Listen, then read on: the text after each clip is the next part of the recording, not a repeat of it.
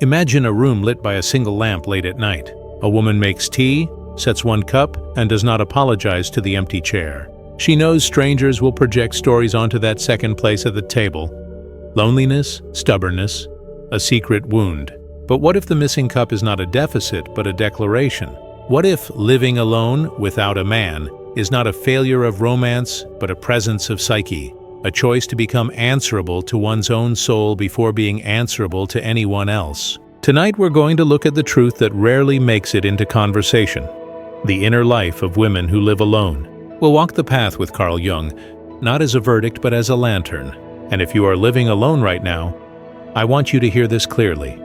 You are not an empty house. You are a house under careful renovation. The topic is simple to say and complex to live. Women who live alone are often read by society through a keyhole. The story told about them is small, independent to a fault, hard to love, or stuck in perpetual waiting. The deeper story is larger, stranger, and far more hopeful. Jung's psychology gives us a language for that story. The language of persona and shadow, animus and soul, complexes and individuation. In plain words, it gives us a way to understand why solitude can either become a fortress or a garden, and how a woman living by herself can cultivate a life that is not anti-relationship, but pro-integrity. If you're new here, welcome to Deep Psyche Lab. I'm glad you found your way. If you're returning, you know how we move. Slow enough to feel, precise enough to see. If you care about depth rather than hot takes, subscribe to Deep Psyche Lab and turn on notifications so you don't miss what's ahead. If this episode hits home, like the video so it reaches someone who needs it tonight. Let's begin at the front door, the persona, which Jung described as the social mask we wear so we can meet the world. For many women who live alone, the persona has had to do double duty. There is no partner to absorb the world's projections, to be the we in a room that prefers pairs. So the mask becomes sturdy, capable, organized, self-sufficient. The danger is not the mask itself. Persona is useful. The danger is when the mask becomes fused to the face. If you have ever felt that showing need would cancel your competence, you have met the tight seam where persona and skin have stuck together. The work is not to rip it off, but to loosen the seam. So the woman who pays her own rent can also admit she is tired. So the woman who negotiates contracts can also say she misses being held. So the one who knows how to repair a sink can also ask for help without fear of being misread. Living alone can tempt a kind of over-identification with the mask of strength. A deeper strength is the freedom to set the mask down on the hallway table and breathe. Now step inside. Jung believed that what we hide from ourselves does not disappear. It gathers in the shadow. For a woman living alone, the shadow often holds forsaken tenderness, anger at cultural traps, envy of couples, judgment toward dependency, and the fear of being forgotten. None of this makes you weak. It makes you honest. The shadow is not a trash bin. It is a compost pile. When you bring these feelings into the light of attention, they break down and feed the soil of a more living self. Envy, for example, is often the first honest sign that a desire exists. You see two people laughing over groceries and feel a sting. That sting is not proof you are failing at solitude. It may be your soul asking you to include the possibility of love in your plans, even if your life is currently devoted to a calling. Shadow work here looks like telling the truth to yourself. No performance, no audience. I want affection, you say to the room. I'm afraid of repeating a pattern where my life is swallowed. Both are true. The room does not judge you. It widens to fit the paradox. People often ask about the animus when we talk about women living alone. Jung used the word animus to name the inner masculine, a cluster of qualities, images, and energies that live inside a woman's psyche. Think of it as her inner voice that can be logical, discerning, directional, penetrating in the best sense, able to ask a question and keep asking until truth answers. When a woman lives alone, the animus is either her ally or her saboteur. As an ally, it becomes a builder, drafting plans for her life, helping set boundaries, protecting her focus. As a saboteur, it becomes a critic, telling her she is never enough unless she outperforms everyone, insisting intimacy is weakness, declaring that world-class solitude is morally superior to love. You can feel the difference in your body. The allied animus feels like a steady hand at your back. The saboteur animus feels like a judge on a high bench reading charges. An essential task for the woman who lives alone is to befriend this inner masculine, That does not mean copying the loudest version of masculinity the culture advertises. It means allowing yourself to develop your own internal structure, the routines that keep you well, the voice that says no when needed, the courage to define what you desire. Many women who live alone discover that their inner builder is underfed and their inner judge overeats. The practical move is simple and deep. Choose small, reliable structures that keep your life human-sized. A weekly dinner with friends, a money date with your budget and your future self, a Sabbath where you let the phone rest. These are not lifestyle ornaments. They are negotiations with your animus. You are saying, "Help me build a life that is strong enough to include softness." And if you are listening now, you might pause, like the video, and later write one small, concrete practice you will keep. Then come back and tell us in the comments what you chose. Let's speak about the mother and father complexes, because they visit often in solitary spaces. A complex is not a diagnosis. It's a cluster of feelings, memories, and reflexes around an archetypal theme. A woman who lives alone may carry a mother complex that whispers, "Your needs should be last." She may carry a father complex that says, "Achievement buys belonging." When those two sing together, solitude can become a theater of relentless productivity alongside secret self-neglect. You will know this pattern if rest feels illegal in your own home. Jung's path is not to destroy these complexes. It is to differentiate from them. You learn to notice when their familiar music begins and to choose a different dance. When dinner becomes a handful of crackers over the sink because you have more to do, you stop, set a plate, sit down, and remind your body it is not an afterthought. This is not performative self-care. It is political in the smallest, most radical sense. You are electing your own soul to office inside your own house. Culture will try to recruit your solitude for its own purposes. It will say you are a power brand, a cautionary tale, a romantic failure, a feminist icon, a market segment. Resist being turned into a sign. Your solitude is not a billboard. It is a practice of attention. The truth is, many women choose to live alone for a season because they are listening for their life's next form. And to hear it requires a kind of quiet that partnerships, however beautiful, sometimes drown out. There is a caveat here. Solitude can become addictive.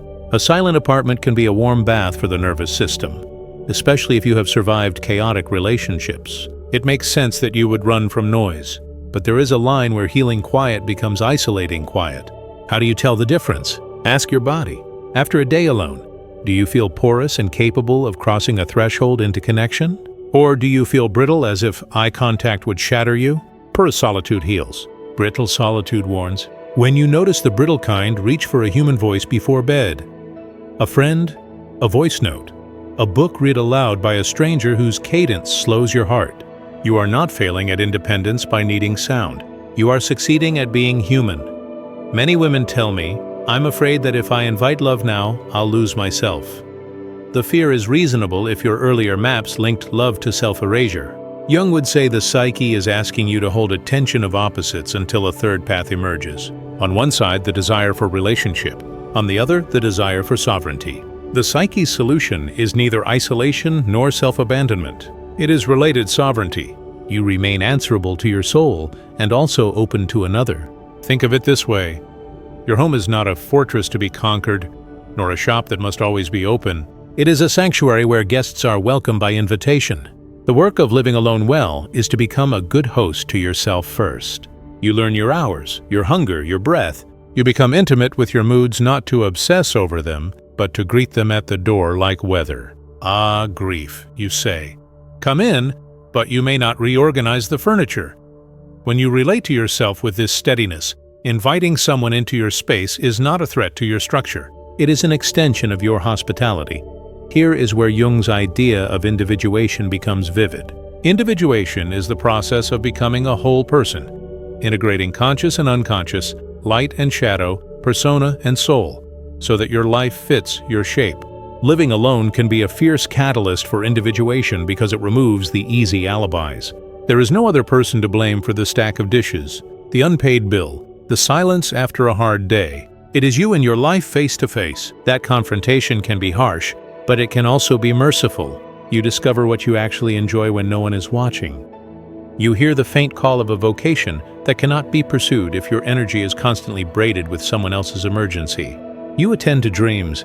Jung cared about dreams because they reveal the soul's underground weather. Many women in solitude report recurring dream images: houses with many rooms, locked doors, flooded kitchens, a stranger sitting calmly at a table. These are not spooky. They are symbols. A house is your psyche. A locked door suggests an unopened function or a room you once refused. The flood can mean overwhelmed emotion or a rising unconscious begging for attention. The stranger is often a piece of you have not claimed yet. The part that paints at 2 in the morning. The part that knows how to say no without drama. The part that wants to change careers. Living alone gives you the time to meet her. When she sits at your dream table, introduce yourself. Let's talk about money, because spirituality that ignores money is a costume, not a practice. For a woman living alone, money is not only currency, it is story. It tells the truth about what you value and what you fear. Jung would not give you a budget.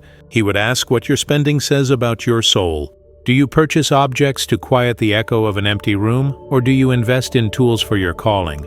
Do you hide from numbers because they feel like judgment, or do you look at them as you would look at a dream, curious about what they reveal? There is a kind of animus maturity in facing money. It is not romantic, it is freedom.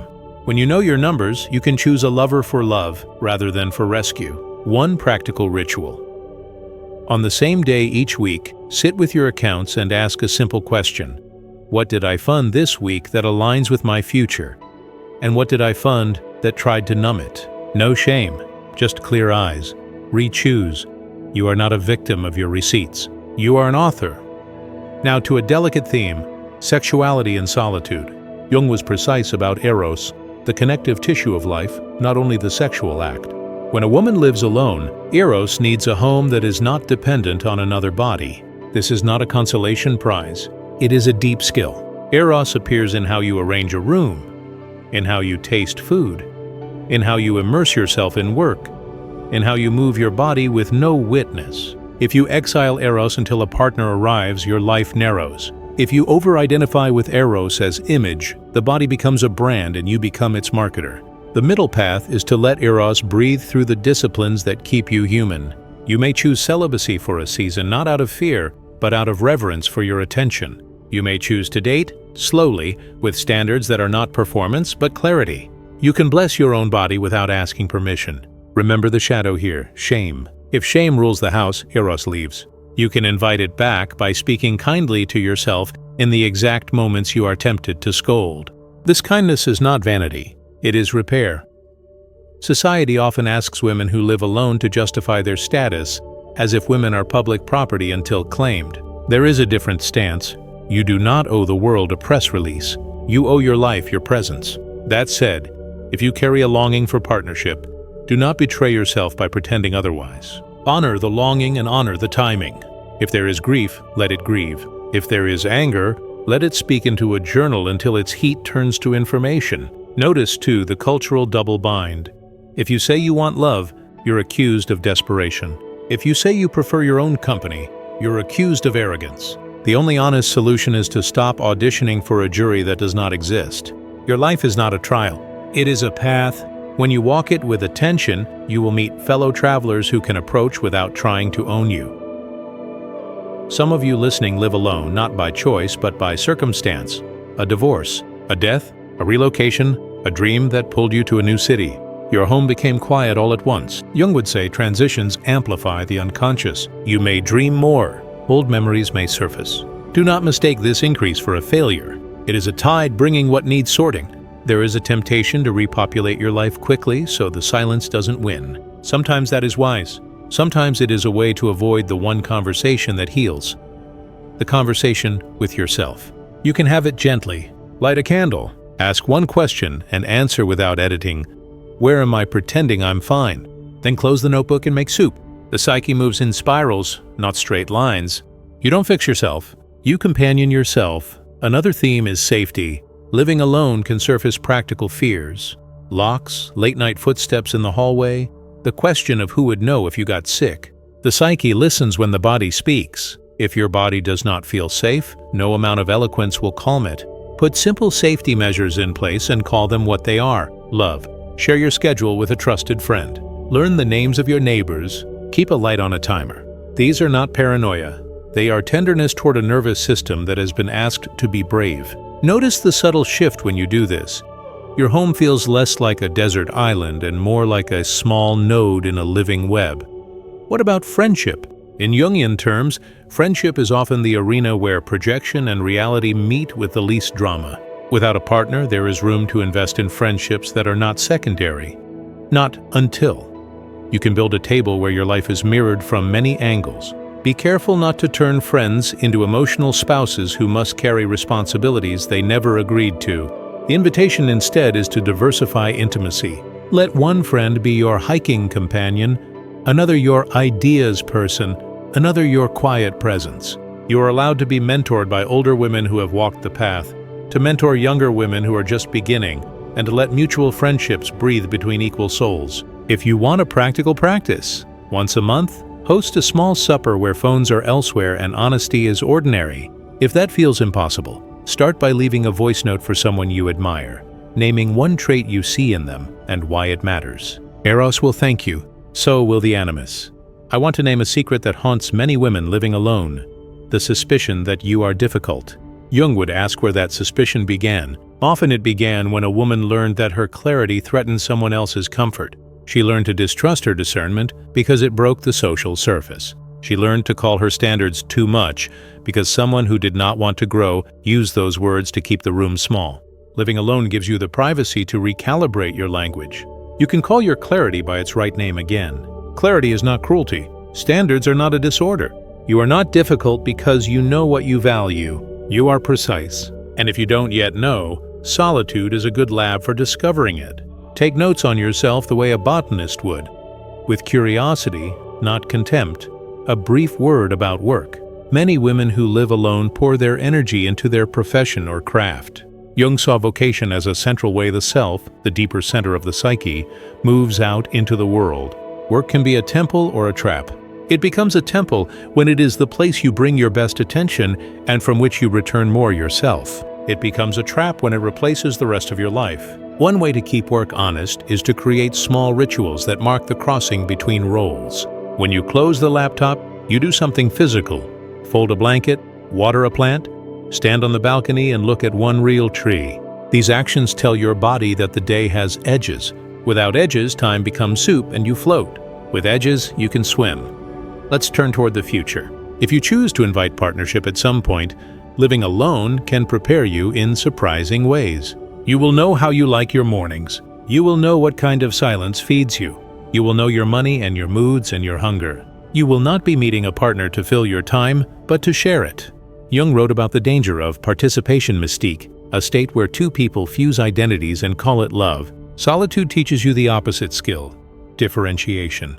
You can be close without dissolving. If a partner arrives, they are meeting someone who has practiced being a person. If no partner arrives, you are still a person and your life is not a waiting room.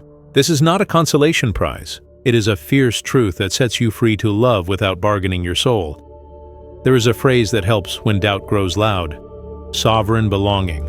It sounds like a contradiction until you live it.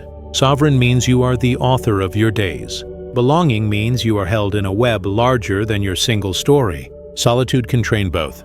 You author your mornings. You also belong to the sunrise. You decide your budget. You also belong to a community who will bring you soup if fever comes. You set your boundaries. You also belong to a lineage of women who chose integrity over approval. When you feel isolated, remember the lineage. Somewhere a woman is making tea for one and smiling because she is at peace. Somewhere a woman is crying in her kitchen and still sets a plate. Somewhere a woman is saying yes to a first date after years of quiet because her soul said it was time. You are not alone in living alone. If this has been useful so far, like the video. It signals the algorithm to carry these ideas to the people who need them. And because I want to hear your voice, comment with the words, "I choose sovereign belonging." Let it be a marker that you are walking this path with attention. If you are new to Deep Psyche Lab and you want more episodes like this, calm, cinematic, Jungian without the jargon, subscribe to Deep Psyche Lab and ring the bell so you won't miss what's next. Before we close, I want to offer a brief reflection that works like a pocket stone. When you wake up tomorrow and step into your kitchen, imagine your home as a symbol. The stove is your heart's fire. The sink is your capacity to cleanse and begin again. The table is your place of meeting. The front door is your boundary. Ask a simple question. Which of these needs care today? If the fire is low, feed it.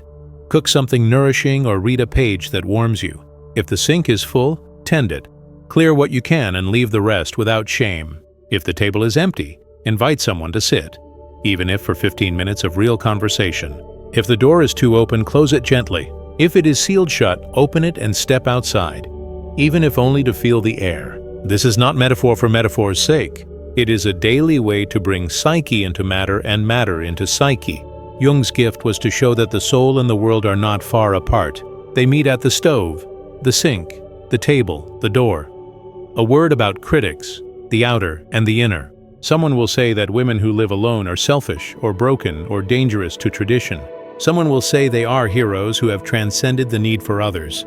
Both miss the human middle. You do not need to fight caricature with caricature. You can live. Your life will teach. The friend who once worried about you will sit at your table and feel the peace in the room and understand without a debate. The date who cannot respect your boundaries will disappear, and you will not interpret it as proof that you are unlovable. The younger woman who thinks she must choose between her art and her heart will watch you and see that there is a slower possibility. This is what it means to become a living symbol rather than a slogan. If you're listening and feel sadness rising because this is not the life you would have chosen, I want to say something gently. Grief is not a mistake in the story. It is one of the ways the soul stays real. You are allowed to grieve the love you wanted and didn't get yet. You are allowed to grieve the child you hoped to hold and the room you dreamed of filling with laughter. You are allowed to grieve the way a certain street looks at dusk when you walk it alone. Grief does not cancel gratitude. They can sit at the same table. If you let grief pass through without assigning it a moral meaning, it will leave something behind. A clean floor, a clear sky, a small courage to try again next week. The psyche respects honesty. When you tell the truth to yourself, even if no one else knows, you become more solid on the inside. Keep an eye on the inner judge who says you must perform independence flawlessly. Perfection is a borrowed god. You don't owe it offerings. If you decide to hire a handyman, that does not erase your self-sufficiency. If you decide to accept help from a neighbor, that does not put you in a moral debt. If you text a friend because the apartment feels too quiet, that is not an emergency broadcast. It is a human reaching for human warmth. The judge loses jurisdiction every time you choose tenderness over theater.